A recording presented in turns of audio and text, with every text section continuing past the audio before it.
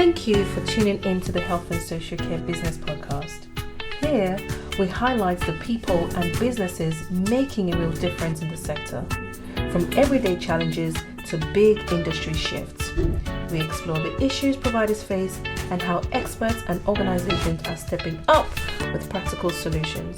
Our goal is simple, to bring you relatable insights, real stories, and actionable advice to help you navigate and thrive in the business of health and social care.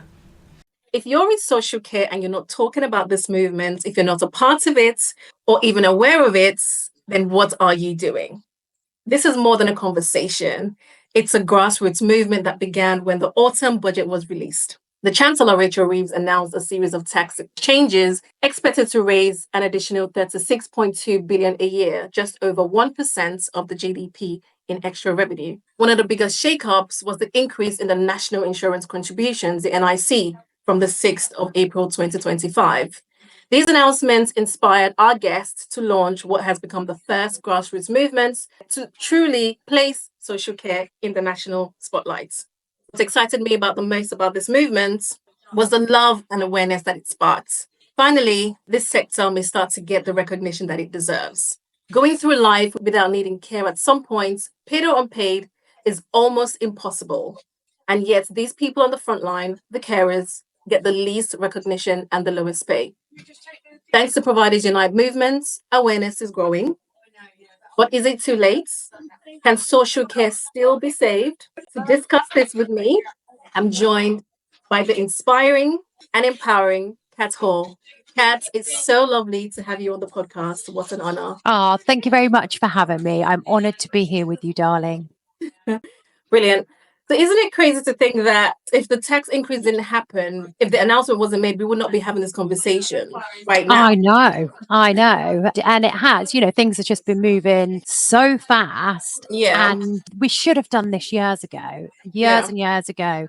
And, one thing we're all renowned for doing is just hiding behind the scenes, moaning to each other. But now, things have changed. We're shaking things up. So if they didn't impose the increase and they just come to us with sort of a low fee increase that we get year on year that never meets inflation anyway, let alone the nicks on top, we probably would have just sucked it up again, found a way, been creative, been innovative, as we always are, and just got on with it. But it was like a blow. It was, right, inflation's going up, national minimum wage is going up, NICS is going up. Oh, we've got the employment rights bill coming in also.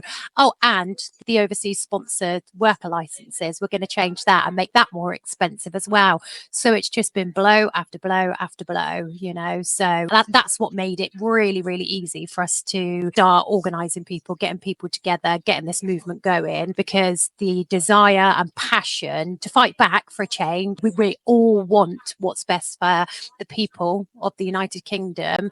And the only way we're going to get that is if we unite like we are now. Absolutely. So what has the Providers Unite movement highlighted? When I started the petition, literally as soon as the budget was announced, I was really angry in bed, start petition, and we got some really good movement with that. And then I seen that the lovely Nadra had started the Providers Unite letter, where so she had set up the website, a letter to the Chancellor, and she was getting people signing the letters to send in.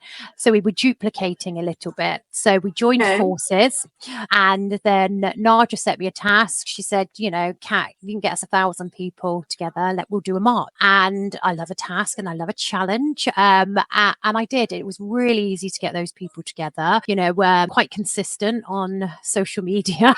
So nobody could really ignore me much. No, absolutely not. I'm constantly there. Every platform. I love it. Absolutely. And, and then we formed the movement. And I think we had 3,500 people on the day in the end, 3,500 people that stepped away for their business for a little bit, funded themselves to be there as well. And it was just the most amazing, powerful movement. We have never done a movement like that before. So that's the first thing we did. We announced ourselves, we're not troublemakers, we're truth tellers. And that's what Providers Unite is all about, is telling the truth truth and exposing the lies, and us all uniting like that on the day, just showing that we're here to stay, and that we are going to be fighting until we get a seat at the table, so that's sort of the first steps we took. And I think at the moment what else we're achieving is we're educating people how to challenge their local councils, how to ask questions. I see that. Yes. Yeah, how to ask questions, how to not just accept that this is your fee increase and you just got to suck it up. We'll fight back. There's some further conversations that can be had. A lot of providers have never spoken to their MPs, never engaged with their MPs.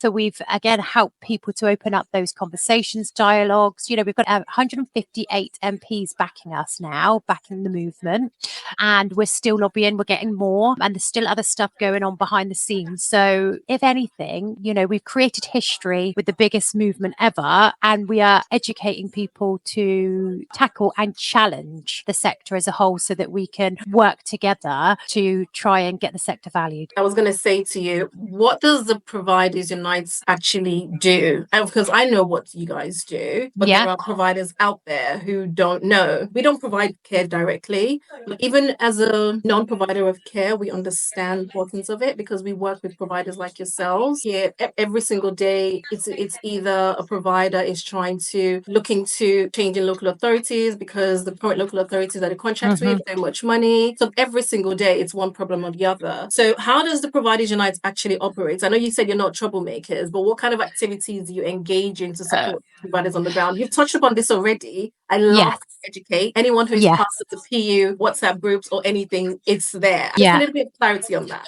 I mean, what we're doing, we're building a movement. And that's the key thing. We're building a movement, not a moment, and we're uniting all sector leaders, people that are in receipt of care, people that are unpaid carers, and educating them on the challenges that we can bring forward. At the moment, we've had all the providers sending letters to their MPs asking them, do you agree with a NICS increase? What are your thoughts on this? Will you support the Providers Unite movement? So we've had hundreds and hundreds of letters back. Some are quite generic, but others are very supportive. We've had 300 providers plus now meet with their MPs, which again has been brilliant. We've currently got the providers. There was a recent JR in Stoke-on-Trent where the local council had given an unsatisfactory inflation, and the providers did a judicial review and they won that. So they challenged the council with the fees that they were given because they hadn't met proper protocol regards to consultation with them, ensuring that they were funding what was needed to keep safe services in that area, etc. So the letters that the provider's been sending out at the moment to the councils are making them aware of that Stoke-on-Trent case and asking them to review their announced 25-26 figures. We did, unfortunately, what was really, really interesting actually is a lot of the councils didn't receive their budgets until the 19th of December, I believe the date was, and providers were receiving their fee increase letters, announcements before the 19th of December. So before the council even knew what budget how did they know? They didn't. Okay. And these providers were getting zero. We're giving you a 0% increase. We're giving you a 2% increase. And this is all going on. What Providers Unite has been able to do is give them the tools to challenge. And we've certainly got that. We've got, people feel supported. They feel like, well, if I challenge and they give me this answer, how do I know it's right? Well, they're coming to us. They're coming to the movement, and they're asking for feedback and they're sharing letters. Well, I've had this response and what do I go back to this? We're just empowering people to not tolerate things that are being forced on them that will, potentially make them lose their company or force them to run an unsafe service, because that's not what we're about. None of us get into the care sector because we want to do a bad job. We want to provide amazing services for the wonderful people that we care for. And at the moment, unfortunately, the government is balancing budgets on the back of the most vulnerable people of our society, and they're expecting us to carry the weight, and it's just not acceptable. Thank you for that. You mentioned that the providers unite. You provide tools for providers, creating awareness and teaching providers. This is key. Yeah. Before this podcast, I reached out to a few providers to see if they're willing to share some of the issues that they are going through, how they feel about the increase of the NIC. And a lot of them came back to me saying that they don't want to be politically aligned with the movement. Quite a few, especially in the BAME community, which is where a lot of providers that we deal with are. And that's probably why we didn't see quite a few of them during the march. Yes. So could you address this misconception? Because Yes. could you please? And I think that's, we've heard that quite a lot, especially for some of the larger providers. They're worried about sort of backlash, and they're worried about councils then not giving them work and then potentially losing contracts. And it's the fear of being disruptive has certainly been a pattern that we've identified, but that's the whole point about the movement. We share that challenge. So if you're working in an area and you whistleblow to one of the providers in the Providers Unite movement about practices that you're not happy with, another provider that doesn't work in your catchment area can take on a challenge for you. We can share the challenges in different areas so it doesn't have any backlash, not that it should anyway. And somebody was saying to me just the other day when they'd pulled a JR on a council, and somebody had gone and said to them, you do realise if you carry on with this JR, you're going to put your business under. And this provider challenged them straight away and said, well, politically and legally, you're unable to do that and you shouldn't be threatening it. So I completely, because it does happen, unfortunately. But this is why, it's so key we grow the movement, because we can delegate tasks between members so that you don't have to take that direct challenge on if you're worried about any backlash in your area. But again, the councils want to fund us the right way. I'm certainly, my council here, very proactive. We talk all the time. We've got sort of the open book here, so we know what they've got in their reserves. We know what monies they were allocated. And this again is what we've been getting members to find out via a Freedom of Information Act. And they have not been given enough money. So the government is saying that they've offset and passed on the funds so that the councils can continue to provide the services at the levels that they're needed. But that isn't truthful. So if you've got a good council, they will be on side with you. They will be backing you, supporting this national movement, because we're not taking on the council, we're taking on the whole government around the whole policy of social care. Love that. You're not taking on the council, taking on the whole government. Yeah, we're taking on absolutely. And I mean, the policies that, all of this, they talk about valuing care workers, but the funding says otherwise, and they're just cutting lifelines, and they're acting shocked when we're turning up and saying providers are closing, providers may be handing back contracts, providers are going to go under, the resource is going to, shrink. And they're shocked by this. But actually, it's very basic. And this is what we're saying. Just give us a voice, give us a seat at the table. We can show you where it's not working. We've got all the data. We're working really hard gathering national data on what has been provided to the sector, so we can evidence that it's just not enough. So for providers out there feeling a little bit scared about the backlash, it's 100%. It's good for them to know that Providers Unite is a safe space. 100%. It's a safe space for shared responsibilities. And I love what you said about the local council. Council want to fund correctly. They want to actually be in the fight with you. So when you bring things to their attention, you're not going to get a backlash. Rather, you may be surprised and get support from your local authority, as you said, as well. Yeah.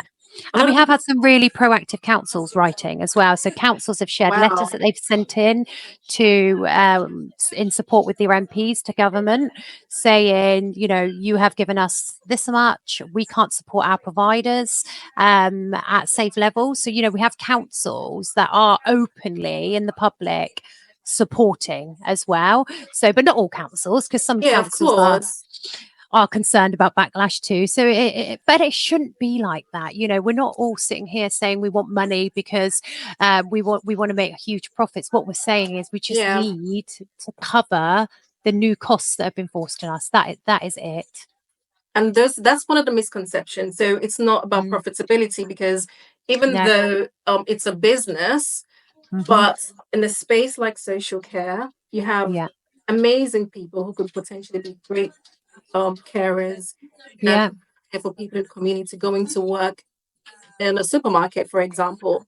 So Yeah. if the social care space is really well funded, we can actually get the right people to work in the sector. So yes, it's a lot Yeah. more than profitability. It's also about value based, attracting the right people and Mhm. being able to pay them well. Absolutely. And that's all we want to do, and we run on very minimal profits anyway, if any. Well, definitely we're all going to be in deficit, this year, unless if you've got mainly local authority clients, we're in big trouble. But if you've got private clients, which again, some of our members are just private only, and they're able to continue rewarding their staff like they should. And that's just absolutely amazing. But the local authority companies, we don't have that luxury at all. So Yeah. it's a very, very worrying time for everybody. And I think, like I said, this isn't a moment, it is a movement, and we've got to carry on getting more members to join us, getting more members to understand it is a safe space to whistleblow, feeding us this information, feed us the data. We can guide them. We can also use the information to form part of, our strategic approach, and to keep everybody informed. But Rome wasn't built in a day. These Yep. things do take time. Although we want action yesterday, we know this is not going to be a quick fix. But we're here to stay, and we're not going away until we're heard. Yeah, I feel it's important for providers to also hear you say that. It's not a Yes. fad, and I love the saying. It's not a moment; it's a movement, which means, Yeah. for my interpretation, the work is still ongoing. You Yeah. can still join the Providers Unite movement. 100%. You can Yes. still join the WhatsApp group. You can still join whichever platform that there is. You Yeah. can still contact your local MP. Policies will change; they would always change. So it's not a moment. Absolutely. Yeah, it's a Yeah. movement. And it's not just the name, it's a warning shot. We're done being ignored, and that is the key message that we're getting to government all the time. Just give us a seat at the table. Yeah. It's constantly getting pushed to the side. Everything in the media at the moment is around about the NHS, or money's going into potholes or tooth brushing campaigns, the money that we don't have for social care, and the people that have been running this country, for the generations before us that now needs to rely on this country to look after them, they're being left behind. So, Kat, you're not just an expert communicator. We all love it when we see your messages coming through WhatsApp in the morning, in the afternoon, in the evening, Oh, any I'm terrible, aren't I? I'm Sunday. terrible. And then you follow up on LinkedIn as well. We love it. I know. But that's the thing. When you're really passionate about something, I'm just hooked. And I think, and I'm hooked. I'm just so excited and moved by the movement. I just Yeah. absolutely love it, because I feel like for the first time forever that I've got a safe space now, because you can be parts of associations and big networks, and we encourage that. Especially your local associations, keep informed with them, get with them. All the local associations are supporting and backing Providers Unite, Yep. and they are key to bring in your community and that challenge as well.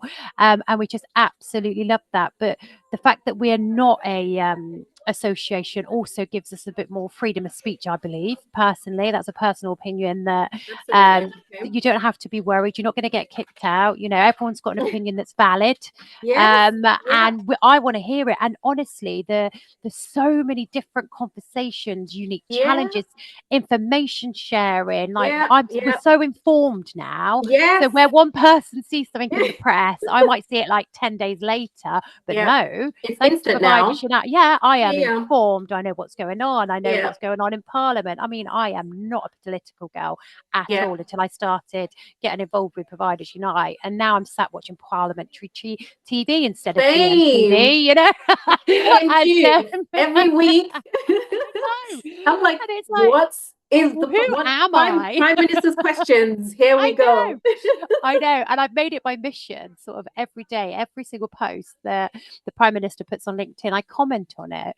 Okay. because I'm just like, I'm here, I'm not going away, nor is the movement, and I am probably going to get blocked by one of his civil servants in a minute. But I am consistent, and so is everybody in the group. And I know sometimes, you know, we've said these people might feel that there's not enough going on quick, but this isn't a quick fix. And collecting data and having those conversations and trying to bring things together, it does take time.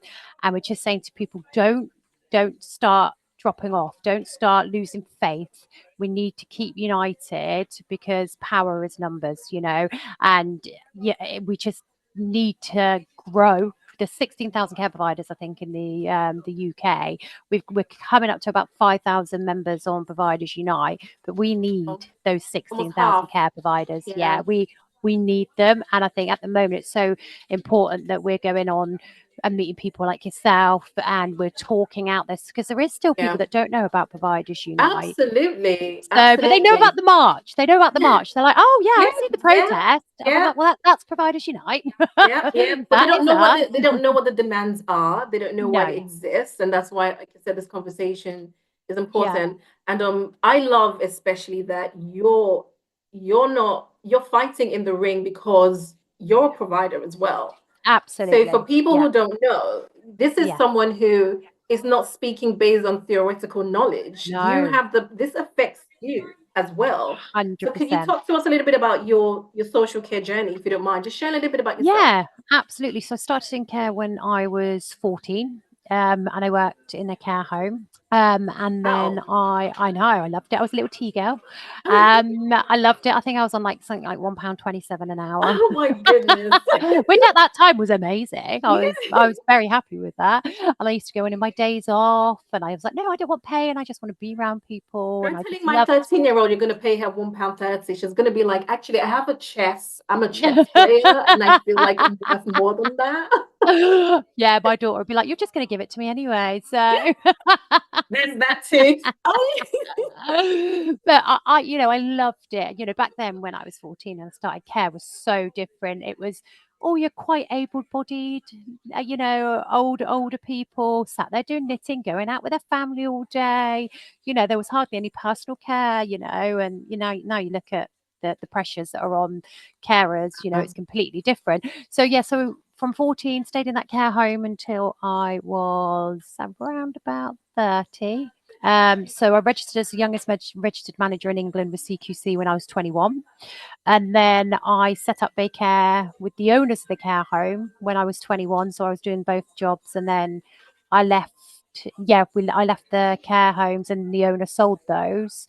And we just fully invested into Baycare. So I've got 360 staff now. We cover 9,000 hours of care a week. So it's my baby. I love it. I eat, sleep, breathe my company. I'm just so passionate about it. You know, I sit in the main office with everybody. I'm very sort of hands-on frontline. I know absolutely everything that's going on in my company. I don't outsource HR, nothing like that. I've just got an amazing team around me.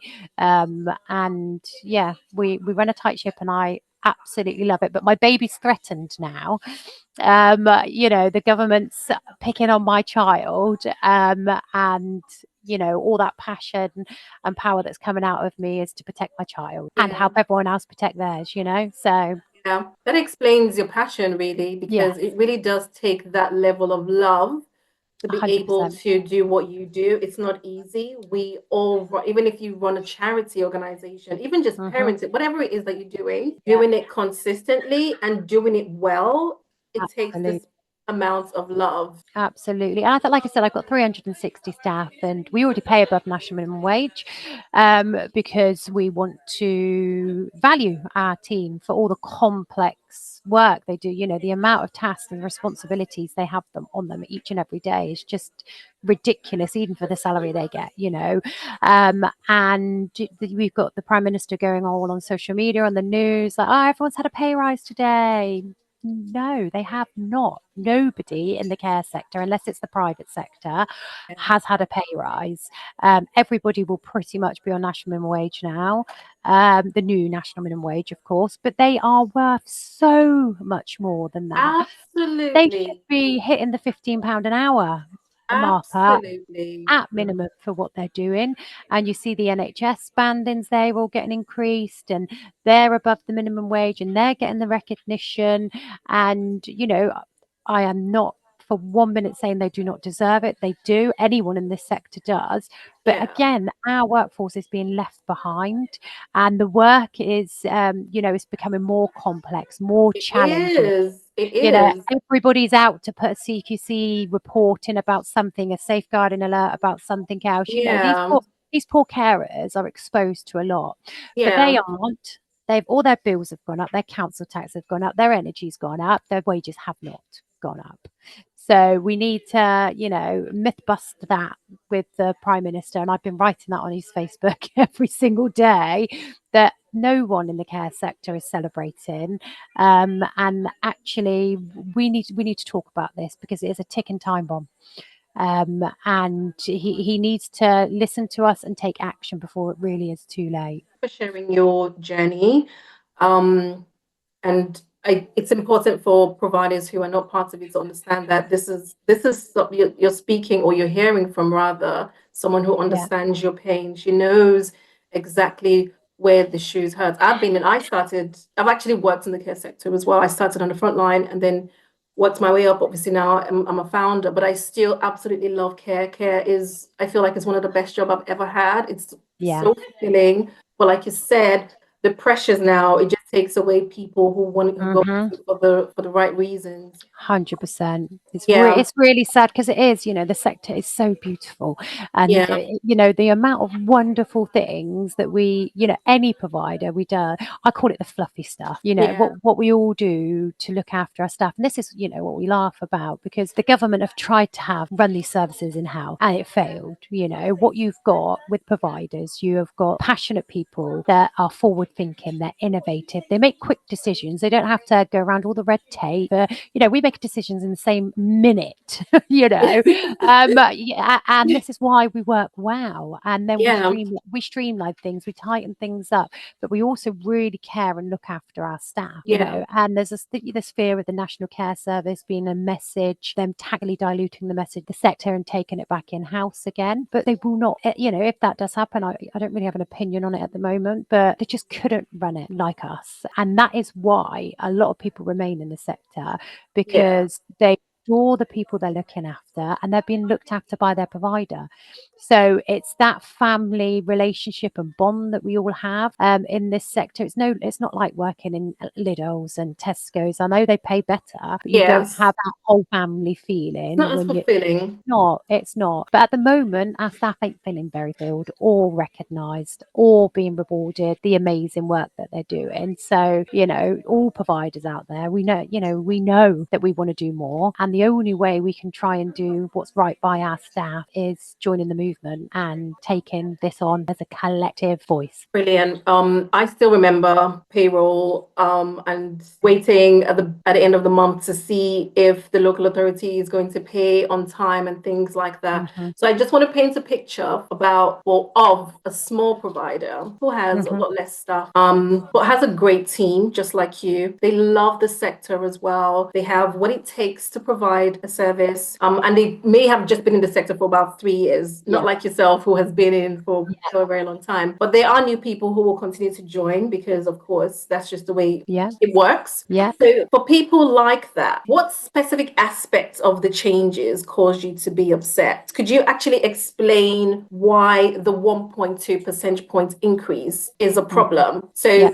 even for a small provider, it affects everybody, but it's not just that increase, it's the threshold that they've reduced as well. 1,100 to 5,000. Correct, yes. And, so add that up with your inflation as well, your national minimum wage increases. We're looking at trying to find nationally anything between 10 to 12%. And then when your councils are giving you 0%, I think the highest one I've seen today is 8%. But even that 8% doesn't take them anywhere near some of the national figures anyways, because they're so far behind. It's where are you going to find that extra percent to run a business as usual. So for me alone, it's £250,000 a year that I've got to find. So because I won't get that back. I won't get that back in any funding. In my local areas, I've been given 3%. So that 3% will get absorbed straight into that NICS. It's a lot of money. And then I've got to find the rest. So the only way I'm going to find the rest by making cuts. And that's what we've had to do. We've had to make some cuts. We're having to revisit processes, procedures, etc. Lose good people.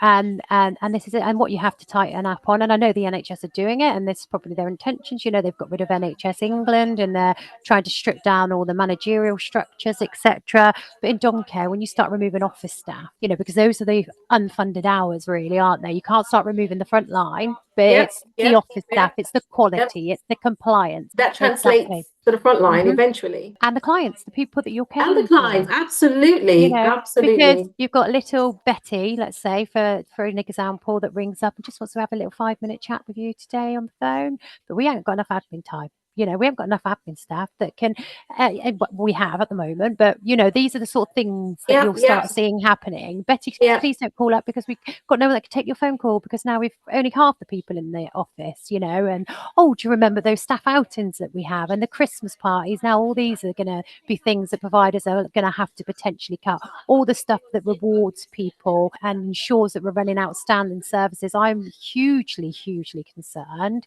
of what cuts look like across nationally across the sector. People will cut different things, and that is a huge concern for us. How are CQC going to manage that? What happens if we now start looking at a national picture of all providers in requires improvement? What does that say? These are the sort of things that have just not been thought through at all, because everyone's making cuts, and that will play out in time, and it worries me that people are going to be put at risk. So you've been clear, this isn't a moment, it's a movement. It isn't a network or an association, it's a movement. Yes. So I feel like lots of people don't realize how much social care is woven into the fabric of the society. Because number one, we're all getting older.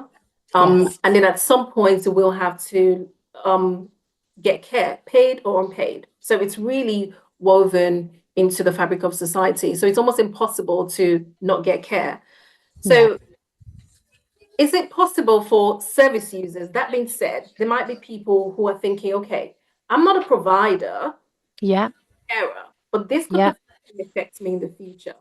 Or maybe their loved one is a service user. So for people like this, can they be part of the movement? 100%. Absolutely. So the whole title, Providers Unite, was misunderstood at first. It was, you've got to be a care provider. So Providers Unite is actually anyone that provides a service to the social care sector. So if you're providing unpaid care, if you're providing gloves and PPE, if you're providing tech solutions, if you're providing charity services, if you're providing a GP service that's commissioned, it's providers of the sector uniting as one. Because when we all, when we unite with one voice, we become impossible to silence. And that's what Providers Unite is all about. Providers of the sector uniting with one voice. Now, with that definition, the march should have had thousands and thousands and thousands. So I'm hoping that with this clarity, more people will come together, so the voice could be even louder, so people can understand impact. And another march is not off the cards. Okay. We'll be ready. We'll be ready. I was there with my son. He was, I think, 3 months at the time. But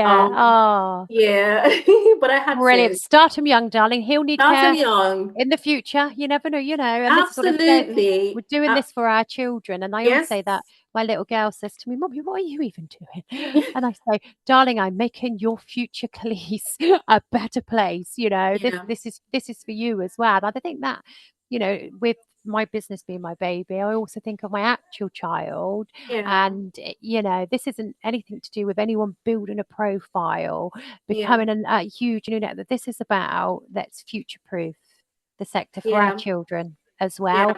And I constantly say to people, like, nobody started Providers Unite, we all become Providers Unite. And that's what I love about it. There's no there's no one's in charge. We've got we've got a brilliant admin team that just try and keep things organized, but the movement is the people. If we want to take action, we just ask everyone, what do you want to do? And then we go with the majority of people, and we get the most amazing ideas. And it motivates everyone, because when you're saying, well, I think we should do this, and then you've got another 300 people saying, yeah, brilliant idea, it just reiterates that you're on the right path. We're all humans that care about the same thing. And I think that really is the power of the movement, is having that open communication, and people don't hold back. People speak with passion. They don't care about the backlash, and there's no such thing as a silly question.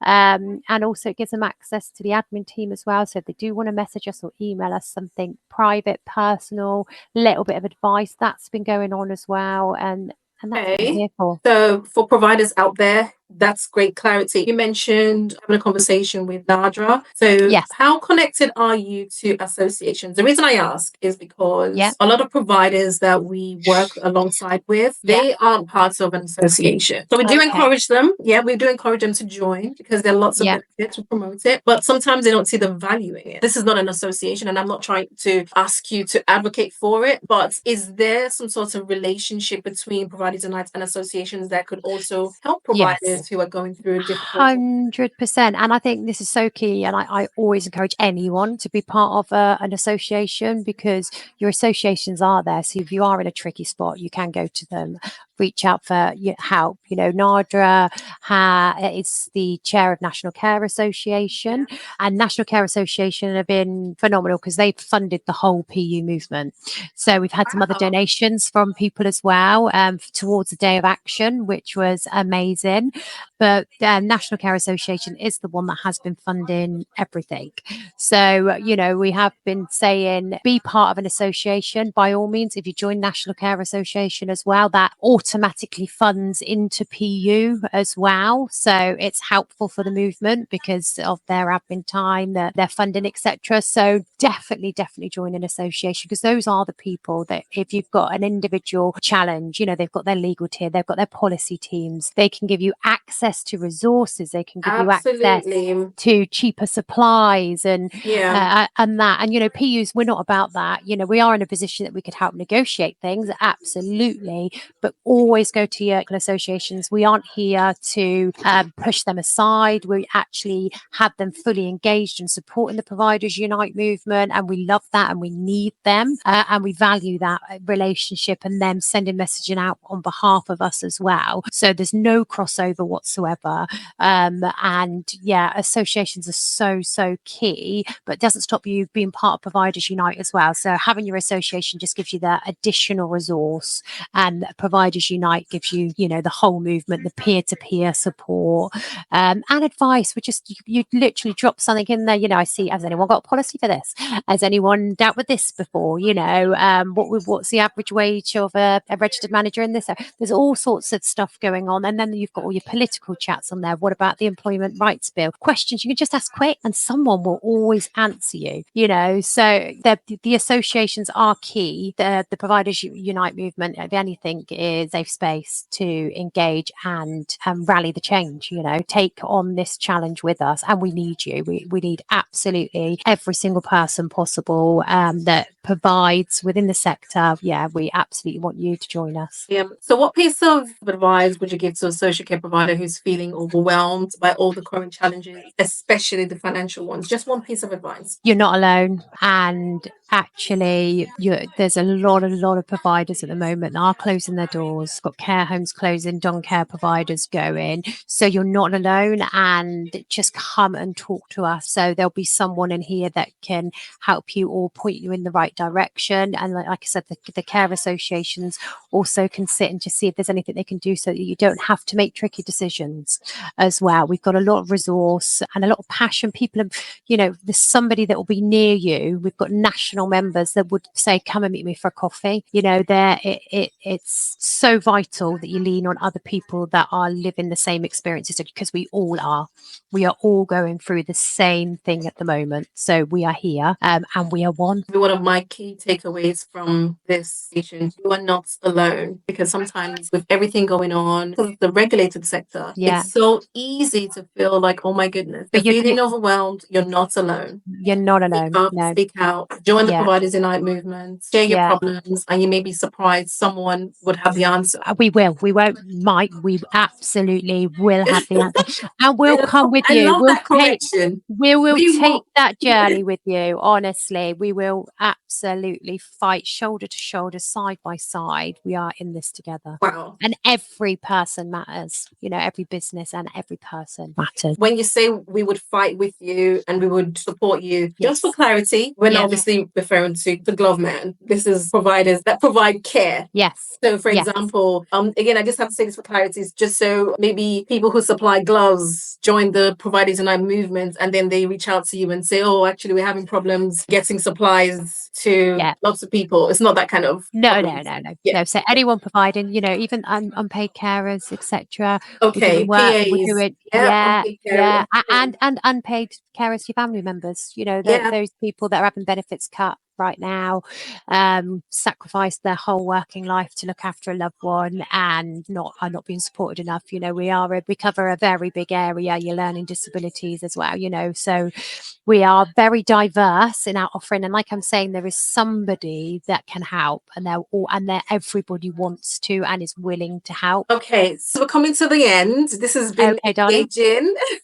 So since the March, what tangible changes? There's been lots, and we've seen them. We see the announces, we hear the updates from the House of Commons, see the work that the Lib Dems are doing, the support. So we see it all. However, we just want to hear from you. Since the March, what tangible changes or developments have happened as a result of the move, and what impact are we seeing? Yes. So everybody knows we're here. So all the key people that need to know about Providers Unite initially in the government, Department of Health and Social Care, they all know we're here. And they all know we're not backing down. I think the farmers took a stance, didn't they? And the farmers have been very consistent. And they were actually there, wasn't they, on the day of the march? It was amazing. I got so excited. I was like, let's cover the trucks and Providers Unite signs. The taxes also affects them as well. So if 100%. The NIC increase is one of the increased taxes. Yeah. So, it was making people know, and we've brought the Lib Dems together. Once we started this challenge, everyone was reaching out to Dem Conservatives. We're going through parties. A lot of people didn't even know what the parties were, what their positions, what that looks like. We're now looking at data of when's voting taking place in this area? When's voting taking place? Yes. There's a lot of work going on behind the scenes without giving away too much information. But, we have made a fuss like this. And the point of that march was to let people know that we are a live movement. So you're not alone. And for the government to know that we are forming and we are coming until social care is valued. That's what we've achieved to date. Like I said, as well as educating people, motivating people, empowering people, and making sure people just do not feel afraid to speak out. We've had lots of people tell us they're shutting their doors, they're closing, they can't do this. And we've also mentored people so they don't have to close. There's lots of positive things going on. There's all peer-to-peer support. So no one's getting paid to do this. Everyone's doing it because we care about each other. We're not competitors anymore. And we were just all coming together, and that is amazing. And that is what, for me personally, I would like to see move on forward. So once we get over this issue, which we will, because I will not stop with everybody else until we do, there will be something else, I'm sure, that we want to be looked at. And this is where the movement becomes so powerful, because if we stay united, we have the opportunity to really influence policy and changes that better the lives of other people. So it's a long game, but it's just so key that everyone joins us. Brilliant. So you guys have heard it. Providers Unite is not a moment, it's a movement, and we are here to stay. And on that note, actually, before I let you go, Kat, just one question as we wrap up. Yeah. As the movement continues, will you be coming back to speak to us? Absolutely. Yes, if you're happy back. Absolutely. I was very well behaved today, so. Okay, thank you so much for your No time. problem. It's such a pleasure, and I look forward to this conversation being impactful and encouraging lots of providers to join the movement because it's for a good cause, and sector will be better for it. So thank you so much. Thank you. If you enjoyed this episode, we would love to hear from you. Let us know what about this episode you liked and how we can improve.